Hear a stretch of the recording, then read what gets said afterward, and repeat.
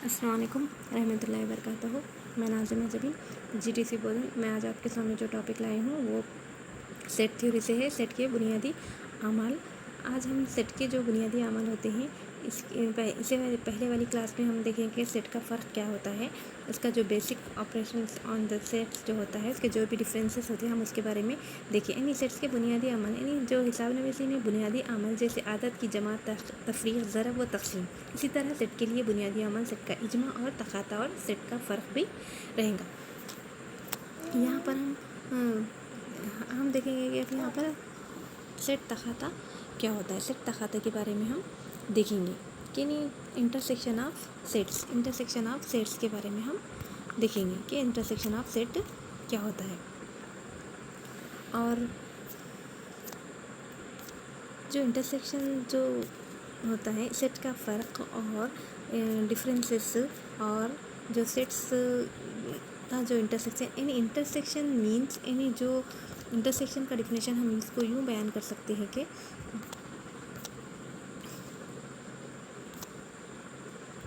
Set ए और set B के मुश्तरक अनासिर से बनने वाला नया सेट ए बी का तकाता कहलाता है। यानी ए इंटरसेक्शन बी सिर्फ मुश्तरक अनासिर को ही लिया जाता है। इसी तरह इसको क्या बोले अलामती तौर पर ए इंटरसेक्शन बी से ज़ाहिर किया जाता है। ए का तकाता बी यानी इंटरसेक्शन में ए और बी के मुश्तरक अनासिर को ही लिया जाता है। जो नया सेट बनता है जो ए इंटरसेक्शन में सिर्फ मुश्तरक अनासिर को ही यहाँ पर यानी जो मुश्तरक अनासिर उसमें होता है तभी उसको हम इसमें लेंगे। हम मिसाल के तौर पे एग्जाम्पल देखेंगे कि सेट इंटरसेक्शन ए बी को किस तरह से हम यहाँ पर कैलकुलेट कर सकते हैं।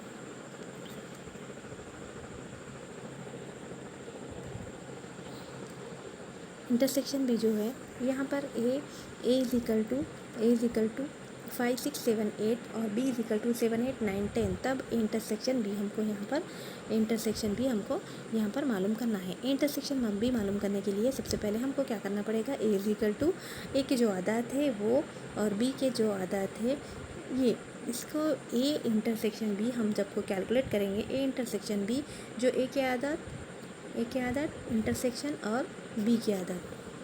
इसी तरह से अब हम जो 5 B A is equal to 5, 6, 7, 8 और इंटरसेक्शन 7, 8, 9, 10। अब हमको देखना है ए इंटरसेक्शन बी। अब हमको यहाँ पर गौर करना है कि मुश्तरक अनासिर कौन से हैं ए और बी के सेट में। अब हम गौर करेंगे। यहाँ पर हमको देखने से मालूम हो रहा है कि 7, 8 और 7, 8 यानी ए के सेट में और बी के सेट में दोनों सेट में मौजूद है। इसीलिए ए इंटरसेक्शन बी रहेगा 7,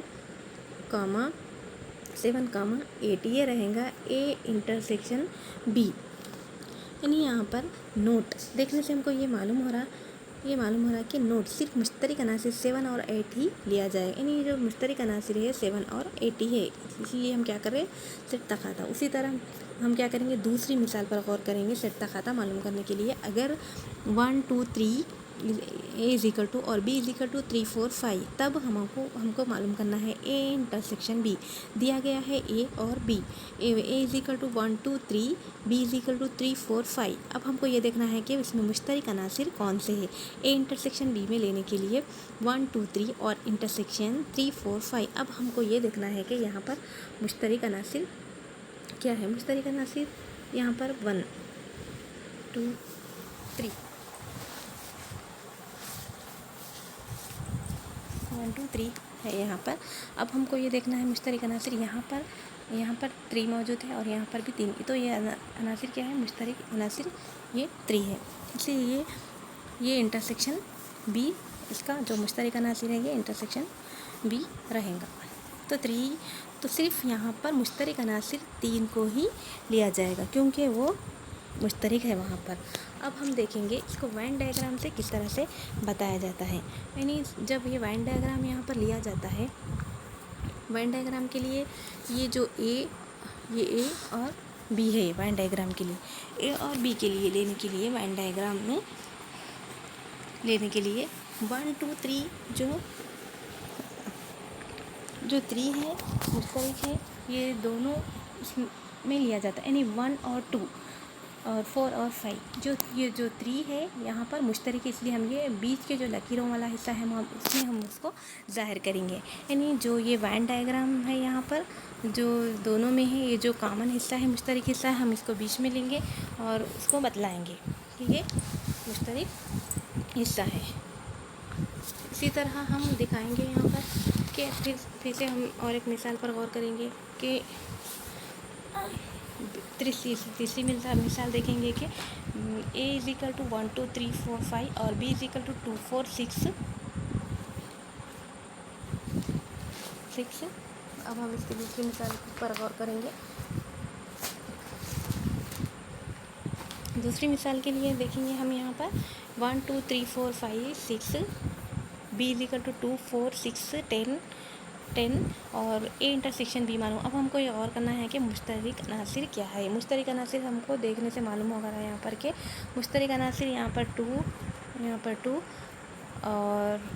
2 और 4 और 6 जो मुश्तरक अनासिर है 6, यानी जो मुश्तरक अनासिर है उसी को लिया जाएगा। 2 4 6 यहाँ पर मुश्तरक अनासिर है, ये 2 4 6 को हम यहाँ पर लेंगे। सिर्फ मुश्तरक अनासिर 2 4 6 ही है। अब हम इसको वैन डायग्राम से बतलाएंगे, यानी 3 जो दोनों सेट में मौजूद है ये मुश्तरक अनासिर, ये जो लाइनिंग वाला हिस्सा है वो ये बताएगा कि ये मुश्तरक अनासिर है। ये यानी मुश्तरक अनासिर क्या है 2 4 6 यहाँ पर मुश्तरक अनासिर है।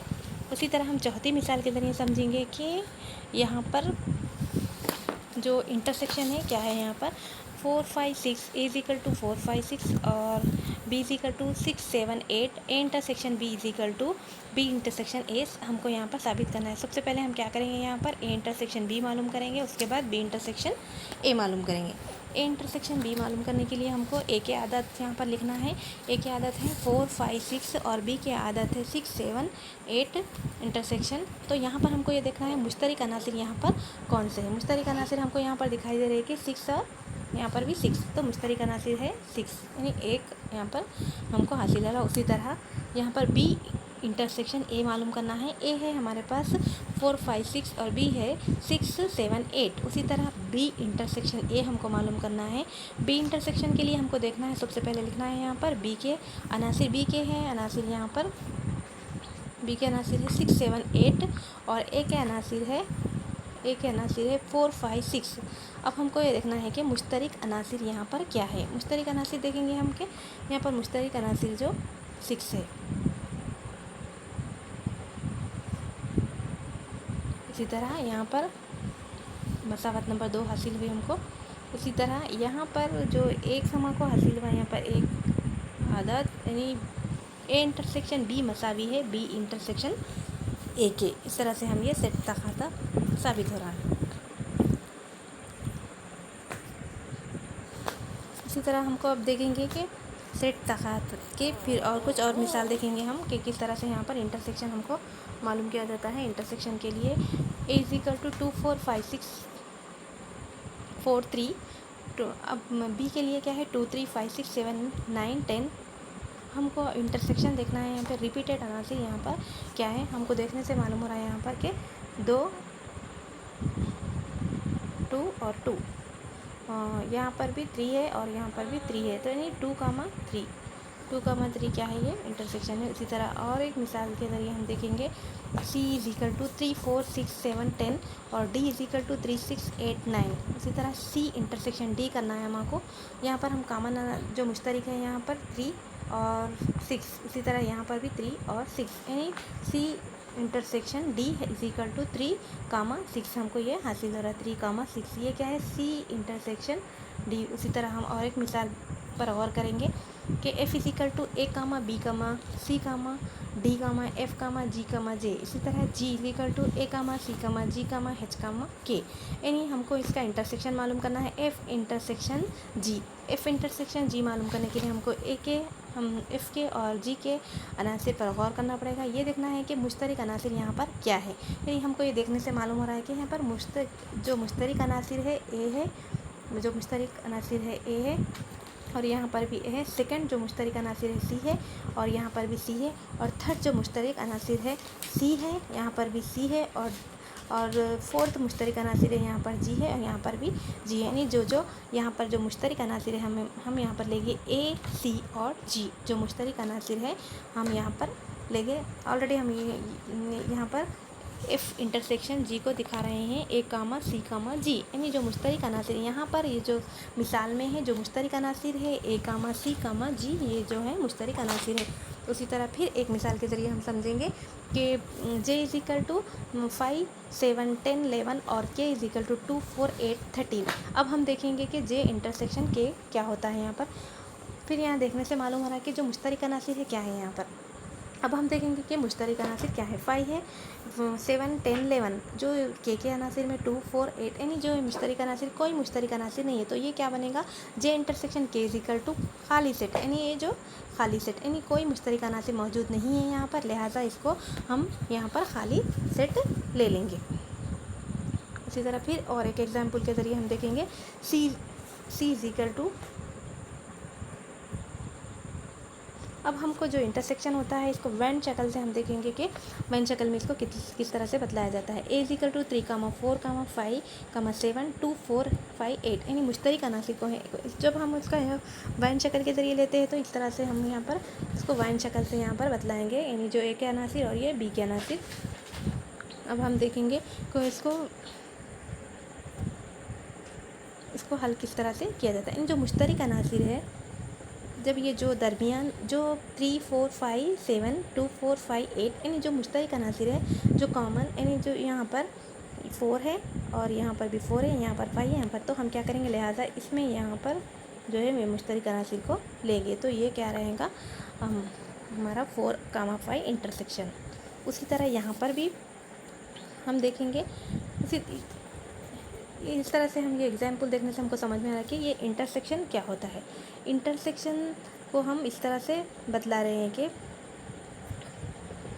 अब यहाँ पर हम देखेंगे ये जो x इज इक्वल टू 2, 5, 8, 12 और y इज इक्वल टू खाली सेट, तो हमको इसका इंटरसेक्शन मालूम करेंगे। इंटरसेक्शन मालूम करने के लिए कोई कॉमन आदत नहीं है, यहाँ पर कॉमन आदत नहीं है, तो ये क्या है x intersection y is equal to खाली सेट बन जाएगा वो। उसी तरह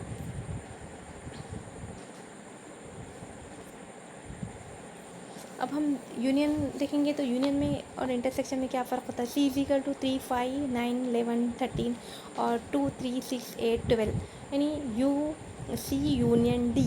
यूनियन मीन्स अब हम क्या करेंगे, जो C होता C के आदात और D के आदात हमको यहाँ पर लिखना है, यानी 2, 3, 5, 6, 8, 9, 12, 13, यानी जो हम सीरियल वाइज इसको लिखते चले जाएंगे, यानी 2, 3, 5, 6, 8, 9, 11, 12, तो ये यूनियन है। यूनियन और इंटरसेक्शन में यूनियन के और भी कुछ प्रॉब्लम्स हम देखेंगे कि यूनियन में इंटरसेक्शन में क्या होता है। इंटरसेक्शन के बारे में देखेंगे, जो intersection A intersection B intersection सी।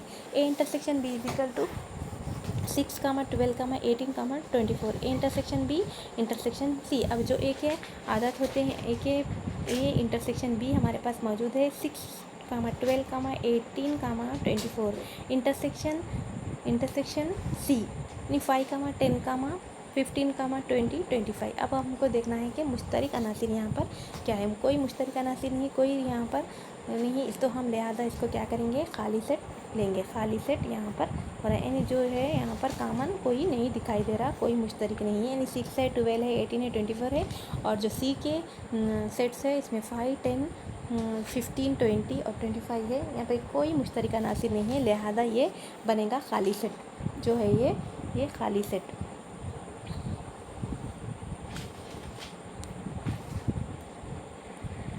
इसी तरह ये एग्जाम्पल देखेंगे हम A intersection C intersection B intersection C. A intersection B के लिए क्या है 3, 5, 7, 9 इंटरसेक्शन 2, 4, 7, 9। अब हमको ये देखना है ए इंटरसेक्शन सी क्या है। ए इंटरसेक्शन सी के लिए हमको देखना है यहाँ पर कॉमन मुश्तरक अनासिर क्या है। अब हम देखेंगे कि कॉमन क्या है यहाँ पर 7, 7 और 9, यहाँ पर देखने से हमको मालूम हो रहा है 7 और 9, तो ए इंटरसेक्शन सी है 7, 9। उसी तरह हम देखेंगे कि बी इंटरसेक्शन सी क्या है। बी के लिए देख रहे हैं हम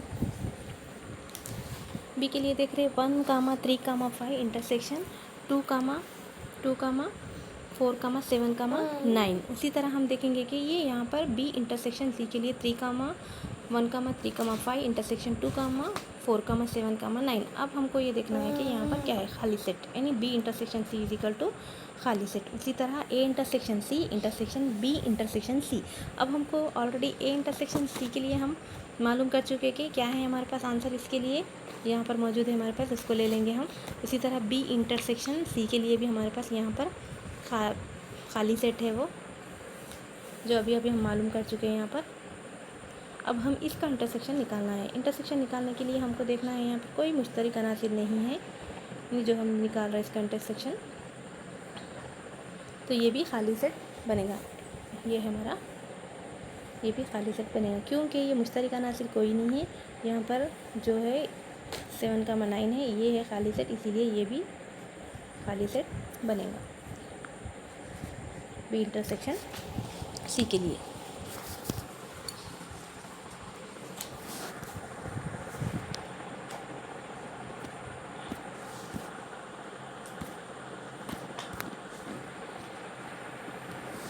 सी, अब हम देखेंगे ए इंटरसेक्शन सी और बी यूनियन सी किस तरह से यहाँ पे हमको मालूम होता है।